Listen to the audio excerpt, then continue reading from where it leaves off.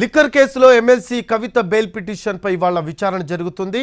ఢిల్లీలోని rows avenue కోర్టులో ఈ విచారణ ఉంటుంది. లిక్కర్ కేసులో మార్చి 15న కవితను అరెస్ట్ చేసింది ఈడీ. ప్రస్తుతం జ్యుడిషియల్ రిమాండ్లో ఉన్న కవిత తిహార్ జైల్లో ఖైదీగా ఉంటున్నారు.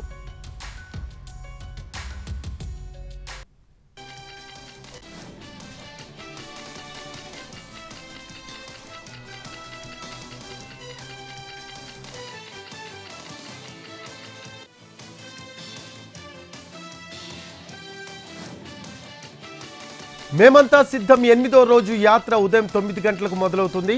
నిన్న రాత్రి బస్ చేసిన గురవరాజుపల్లె నుంచి జగన్ బయలుదేరతారు. మల్లవరం ఏర్పేడు మీదుగా పనగల్లు శ్రీకాళహస్తి బైపాస్ మీదుగా చిన్న సింగమల సమీపంలో 11 గంటలకు చేరుకుంటారు. అక్కడ లారీ డ్రైవర్స్ ఆటో డ్రైవర్స్తో ముఖాముఖిలో పాల్గొంటారు. అనంతరం చావలి చేరుకొని భోజన విరామం తీసుకుంటారు. మధ్యాహ్నం 3:30 నాయుడుపేట నుంచి చెన్నై జాతీయ రహదారి పక్కన ఏర్పాటు చేసిన బహిరంగ సభలో ప్రసంగిస్తారు.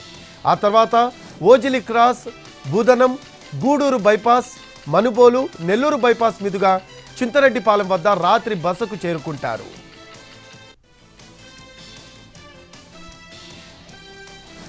ఏడో రోజు మేమంతా సిద్ధం యాత్ర ఉమ్మడి చిత్తూరు జిల్లాలో ధూమ్ధామ్గా సాగింది. మండు టెండను సైతం లెక్క చేయకుండా జనం వెల్లువలా తరలివచ్చారు. భారీగా తరలివచ్చిన అభిమానులకు అభివాదం చేస్తూ అవ్వాతాతలను పలకరిస్తూ ముందుకు సాగారు జగన్. ఉదయం పుంగనూరు నియోజకవర్గం సదుం మండలం అమ్మగారిపల్లె రాత్రి బస చేసిన ప్రాంతం దగ్గర నుంచి ఆయన బయలుదేరారు. ప్రజలతో సీఎం జగన్ మమేకమవుతూ సాగారు. పుంగనూరు, పూతలపట్టు నియోజకవర్గాల మీదుగా సీఎం టూర్ సాగింది. కల్లూరులో ఆగి స్థానిక ప్రజలతో జగన్ ముఖాముఖి సమావేశమయ్యారు. భారీ క్రేన్లతో సీఎంకి పూలమాలలు వేసి తమ అభిమానం చాటుకున్నారు.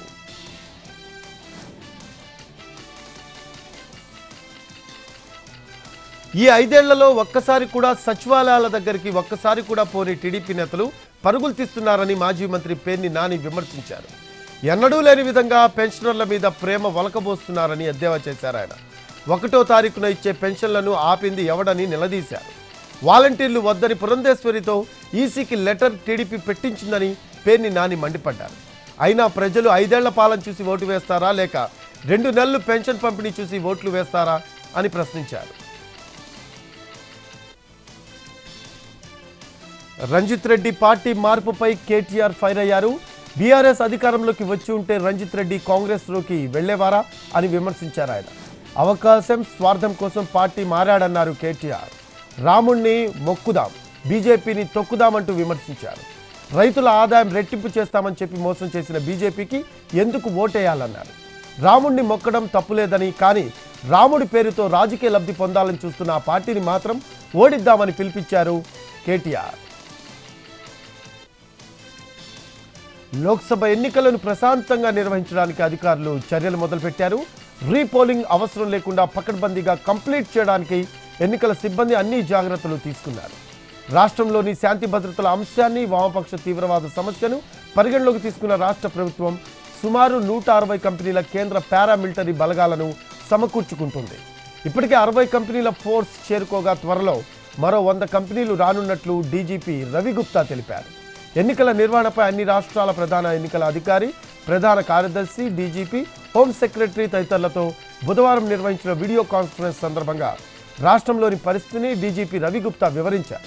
రాష్ట్రానికి చెందిన పోలీస్ బలగాలు కూడా ఎన్నికల విధుల్లో పాల్గొంటున్నట్లు తెలిపారు. కేంద్ర మాజీ మంత్రి కిల్లి కృపారాణి వైసీపీకి రాజీనామా చేశారు. పార్టీలో గత కొంతకాలంగా ప్రాధాన్యం లేకపోవడంతో ఈ నిర్ణయం తీసుకున్నారు. ఆమె రాజీనామా లేఖను ఆ పార్టీ అధినేత సీఎం జగన్కు పంపారు. త్వరలో కాంగ్రెస్లో చేరే అవకాశం ఉంది. ఆమె కుమారుడు విక్రాంత్కు టెక్కలి అసెంబ్లీ టికెట్ ఇస్తారని సమాచారం.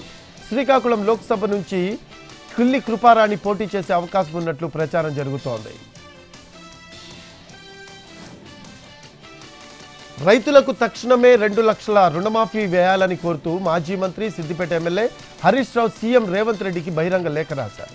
రైతు బంధు డబ్బులను రైతుల ఖాతాల్లో వేయడం ఎప్పటిలోగా పూర్తి చేస్తారని ప్రశ్నించారు. ఆయన రైతు బంధు మొదలుపెట్టి 4 నెలలైనా ఇప్పటి వరకు ఎన్ని ఎకరాలకు వేశారో క్లారిటీ కూడా లేదని పేర్కొన్నారు. ఆయన డిసెంబర్ 9నే చేస్తామని మేనిఫెస్టోలో చెప్పారని గుర్తు చేశారు. రుణమాఫీ అయ్యాక మళ్లీ 2 లక్షల రుణం తీసుకోవాలన్నారని తెలిపారు. రేవంత్ మాటలు నమ్మి లక్షల మంది అప్పులు తీసుకున్నారన్నారు.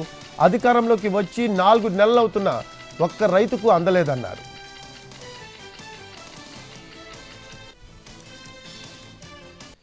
కొందరు నేతలు పార్టీ మారినంత మాత్రాన బీఆర్ఎస్కు జరిగే నష్టమేమీ లేదన్నారు మాజీ మంత్రి ఎమ్మెల్యే హరీష్ రావు. ఇప్పుడు పార్టీ మారిన వారిని మళ్లీ బీఆర్ఎస్లో ఎట్టి పరిస్థితుల్లో చేర్చుకోబోమన్నారు. కార్యకర్తలకే పదవులు కట్టబెడతామని చెప్పారు. గేట్లెత్తామని రేవంత్ రెడ్డి అంటున్నారు, కానీ ఎత్తాల్సింది ప్రాజెక్టుల గేట్లని ఎద్దేవా చేశారు ఆయన. లోక్సభ ఎన్నికల్లో కాంగ్రెస్ను గెలిపిస్తే ఇచ్చిన హామీలు నెరవేర్చుకున్న ప్రజలు తమకే పట్టం కట్టారని రేవంత్ చెప్పుకుంటారని ఆరోపించారు. కేసీఆర్ జిల్లాల పర్యటన చేపట్టగానే కాళేశ్వరం నుంచి నీళ్లు విడుదల చేశారని అన్నారు. కాళేశ్వరంపై తప్పుడు ప్రచారం చేసిన వారు కేసీఆర్ పర్యటనలకు బయలుదేరగానే నీళ్లు ఎలా ఇచ్చారు అంటూ ప్రశ్నించారు ఆయన. ఫోన్ ట్యాపింగ్ వ్యవహారంలో కేసీఆర్, కేటీఆర్లు తెలంగాణ ప్రజలకు బహిరంగ క్షమాపణ చెప్పాలని డిమాండ్ చేశారు మంత్రి ఉత్తమ్ కుమార్ రెడ్డి. కేసీఆర్, కేటీఆర్ల ఆదేశాలతోనే ఫోన్లు ట్యాప్ చేసినట్టు పోలీసులే ఒప్పుకున్న విషయం గుర్తు చేశారు ఉత్తమ్. ట్యాపింగ్ విషయంలో చట్టం తన పని తాను చేసుకుపోతుందని స్పష్టం చేశారు ఆయన. ఫోన్ ట్యాపింగ్ కేసులో అసలు దోషులను కాపాడేందుకు రేవంత్ సర్కార్ ఎందుకు ప్రయత్నం చేస్తుందని ప్రశ్నించారు ఎంపీ లక్ష్మణ్. దీనిపై సిబిఐ విచారణ జరిపించాలని డిమాండ్ చేశారు. గవర్నర్ని కలిసి కేంద్ర ప్రభుత్వం ద్వారా విచారణ జరిపించాలని కోరుతామన్నారు BJP MP Laxman. Uppal, Medipally police స్టేషన్లలో ఇటీవల నమోదైన కేసుల్లో బీజేపీ నేత బండి సంజయ్కు హైకోర్టులో ఊరట లభించింది. ఈ నెల 11 వరకు బండి సంజయ్ని అరెస్ట్ చేయవద్దని హైకోర్టు మధ్యంతర ఉత్తర్వులు జారీ చేస్తుంది. విచారణ జరపాల్సి వస్తే సిఆర్పిసి 41A నోటీస్ ఇవ్వాలని ఉన్నత న్యాయస్థానం స్పష్టం చేసింది. గత నెల 27న సంజయ్పై ఉప్పల్, మేడిపల్లి పోలీస్ స్టేషన్లలో నమోదైన కేసులను కొట్టివేయాలని కోరుతూ వేసిన క్వాష్ పిటిషన్పై హైకోర్టులో విచారణ జరిగింది. చెంగిచెర్లలో జరిగిన గొడవలో గాయపడిన వారిని పరామర్శించేందుకు వెళ్తూ ఉంటే పోలీసులు అక్రమ కేసులు బనాయించారని సంజయ్ తరపు న్యాయవాది వాదించారు. ఫోన్ ట్యాపింగ్ కేసులో అరెస్ట్ అయిన మాజీ డీసీపీ రాధాకిషన్ రావును 7 రోజుల కస్టడీకి అనుమతినిచ్చింది కోర్టు. ఇప్పటికే రాధాకిషన్ రావు నుంచి కొంత సమాచారం రాబట్టిన పోలీసులు 7 రోజుల పాటు ప్రశ్నించి మరింత లోతుగా దర్యాప్తు చేయనున్నారు. విపక్ష నేతలను టార్గెట్ చేయడం, టాస్క్ ఫోర్స్ వాహనాల్లో డబ్బు తరలించడం వంటి విషయాలు రాధాకిషన్ రావు విచారణలో వెలుగులోకి వచ్చాయి. కరీంనగర్ జిల్లా జలాశయాల్లో నీరు అడుగంటుతోంది. జిల్లాలోని మిడ్ మానేరు, లోయర్ మానేరు రిజర్వాయర్లలో నీటి మట్టాలు కనిష్ట స్థాయికి చేరుకున్నాయి. 24 టీఎంసీల సామర్థ్యం ఉన్న మిడ్ మానేరు రిజర్వాయర్లో 9 టీఎంసీల నీరు మాత్రమే నిల్వ ఉంది. లోయర్ మానేరులో 21 టీఎంసీలకు గాను 5 టీఎంసీల నీరు మాత్రమే ఉంది. సాగునీటి అవసరాలకు నీటిని విడుదల చేస్తూ ఉండటంతో నిల్వలు రోజు రోజుకు పడిపోతున్నాయి. ఇంకో వారం పాటు సాగునీటి కోసం నీరు విడుదల చేయనున్నారు అధికారులు. దాంతో ప్రాజెక్టు డెడ్ స్టోరేజీకి చేరుకునే అవకాశాలున్నాయి. తెలంగాణలో తాగునీటి సరఫరా పర్యవేక్షణకు ప్రభుత్వం ప్రత్యేక అధికారులను నియమించింది. 33 జిల్లాలకు 10 మంది ఐఏఎస్లను నియమిస్తూ నిర్ణయం తీసుకుంది. రాష్ట్రంలో తాగునీటి సరఫరా సజావుగా జరిగేలా చూడాలని ఆదేశించింది. జూలై చివరి వరకు ఈ ప్రత్యేక అధికారులు సెలవు పెట్టకూడదని ఉత్తర్వుల్లో పేర్కొంది.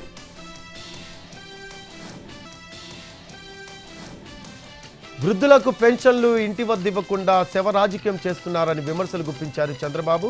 2014లో తండ్రి చనిపోయాడని, 2019లో బాబాయి చనిపోయాడని, ఇప్పుడు వృద్ధులు చనిపోయారంటూ రాజకీయం చేస్తున్నారని తీవ్ర స్థాయిలో ఫైర్ అయ్యారు ఆయన.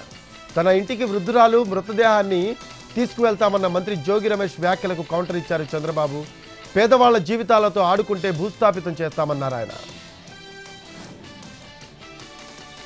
చంద్రబాబు ఇచ్చిన కంప్లైంట్ వల్ల ఈరోజు 80 ఏళ్ల ముసలి వాళ్లు పెన్షన్ కోసం ఇబ్బందులు పడుతున్నారని అంటున్నారు దేవినేని అవినాష్. తెలుగుదేశం పార్టీకి ఎందుకింత కక్ష అని నిలదీశారు ఆయన. తామే వాలంటీర్ల ద్వారా పెన్షన్ ఇవ్వనీయకుండా అడ్డుకున్నామని చంద్రబాబు, లోకేష్ చెప్తున్నారని మండిపడ్డారు. మళ్ళీ ఇప్పుడు ఉత్తరాలు రాసి ఫోన్లు చేసి ఎందుకు ఈ డ్రామాలని విమర్శించారు ఆయన. రాష్ట్రానికి, పేదలకి చంద్రబాబు ఒక శాపమని విమర్శించారు కేసినేని నాని. వృద్ధులు, వికలాంగులు సచివాలయం దగ్గర ఎండలో పెన్షన్ తీసుకోవడం చాలా బాధాకరమన్నారు ఆయన. చంద్రబాబు మొదటి నుంచి వాలంటీర్ వ్యవస్థ మీద విషం కక్కడం మనం చూశామని మండిపడ్డారు.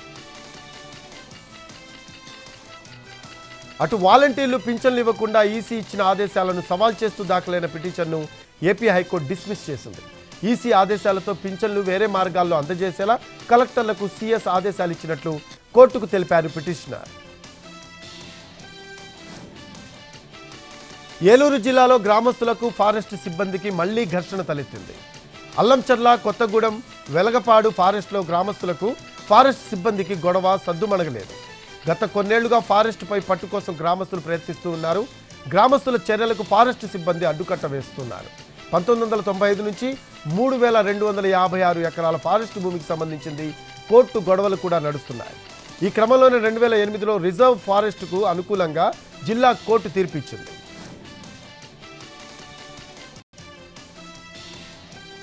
హైదరాబాద్ నాంపల్లిలో ఏసీబీకి చిక్కారు town planning deputy director Jaganmohan.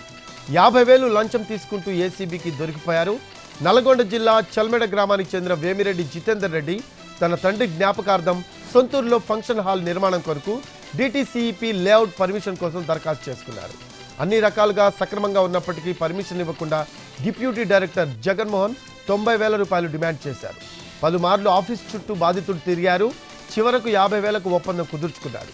డబ్బులు ఇస్తేనే పర్మిషన్ ఇస్తానని, లేకుంటే లేదనటంతో బాధితుడు జితేందర్ రెడ్డి ఏసీబీని ఆశ్రయించాడు. అధికారిపై కేసు నమోదు చేసినట్లు 2 బృందాలు అతని ఇంట్లో కూడా సోదాలు నిర్వహించాయని డీఎస్పీ తెలిపారు. హైదరాబాద్ ఫిలిం ఛాంబర్లో అగ్ని ప్రమాదం జరిగింది. ఛాంబర్ భవనం కింద అంతస్తులో ఉన్న హోటల్లో మంటలు అంటుకున్నాయి. హోటల్ కిచెన్ నుంచి వేడి బయటకు వెళ్లేందుకు ఏర్పాటు చేసిన స్టీల్ పైప్ దగ్గర మంటలు చెలరేగడంతో ప్రమాదం జరిగినట్లుగా గుర్తించారు. వెంటనే ఫైర్ సిబ్బంది రంగంలోకి దిగి మంటలను అదుపులోకి తీసుకొచ్చారు.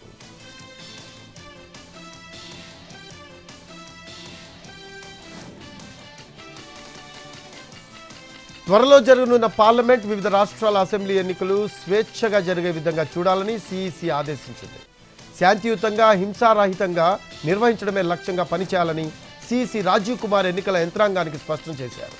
రానున్న ఎన్నికలకు సంబంధించి శాంతి భద్రతలు, భద్రతా బలగాల మోహరింపు, ఎన్నికల వ్యయ నిర్వహణ, సెన్సిటివిటీ, నోడల్ అధికారుల నియామకం, నోటిఫికేషన్ ఆఫ్ డ్రై డే మరియు పెయిడ్ హాలిడే, అంతర్జాతీయ సరిహద్దు అంశాలపై బుధవారం ఢిల్లీ నుంచి సహచర ఎన్నికల కమిషనర్లతో కలిసి సిఈసి రాజీవ్ కుమార్ వివిధ రాష్ట్రాల సీఎస్, డీజీపీ, సీఈఓలు తదితర అధికారులతో వీడియో కాన్ఫరెన్స్ నిర్వహించారు.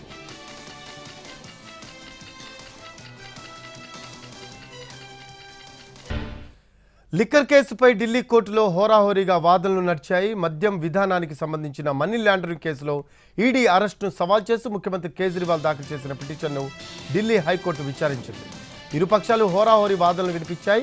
ఎన్నికల వేళ అరెస్ట్ చేయడాన్ని పిటిషనర్ ప్రధానంగా ప్రస్తావించగా మనీ లాండరింగ్ జరిగినట్లు ప్రాథమికంగా తేలిందని, దర్యాప్తు ప్రారంభ దశలోనే ఉందని ఈడీ వాదించింది. ఢిల్లీ లిక్కర్ కేసులో కీలక నిందితుడైన Aam Aadmi party MP Sanjay Singh Tihar jail నుంచి విడుదలయ్యారు. ఆయనకు ఆప్ కార్యకర్తలు, అభిమానులు ఘన స్వాగతం పలికారు. సంజయ్ సింగ్ కు 2 రోజుల క్రితం బెయిల్ మంజూరైంది. వయనాడ్ ఎంపీ అభ్యర్థిగా నామినేషన్ వేశారు రాహుల్ గాంధీ. అంతకుముందు వయనాడ్లో భారీ రోడ్ షో నిర్వహించారు. వేలాది మంది కాంగ్రెస్ కార్యకర్తలు ఈ రోడ్ షోకు తరలివచ్చారు. కేరళలోని తిరువనంతపురం నియోజకవర్గం నుంచి లోక్సభకు నామినేషన్ వేశారు సిట్టింగ్ ఎంపీ శశి థరూర్. కాంగ్రెస్ తరఫున పోటీ చేస్తున్నారు. 2009 నుంచి ఎంపీగా వరుసగా 3 సార్లు గెలిచి హ్యాట్రిక్ కొట్టారు. 4వ సారి గెలిచేందుకు కష్టపడుతున్నారు. శశి థరూర్ పై కేంద్ర మంత్రి రాజీవ్ చంద్రశేఖర్ ను బరిలోకి దింపింది బీజేపీ. బాక్సర్ విజేంద్ర సింగ్ బీజేపీలో చేరారు. ఇంతకుముందు కాంగ్రెస్లో ఉన్న విజేందర్ సింగ్ ఇవాళ బీజేపీలో జాయిన్ అయ్యారు. Party general secretary Vinod Tawde కాషాయ కండువా కప్పి విజేంద్ర సింగ్ ను బీజేపీలోకి ఆహ్వానించారు. పార్టీ సభ్యత్వం అందజేశారు.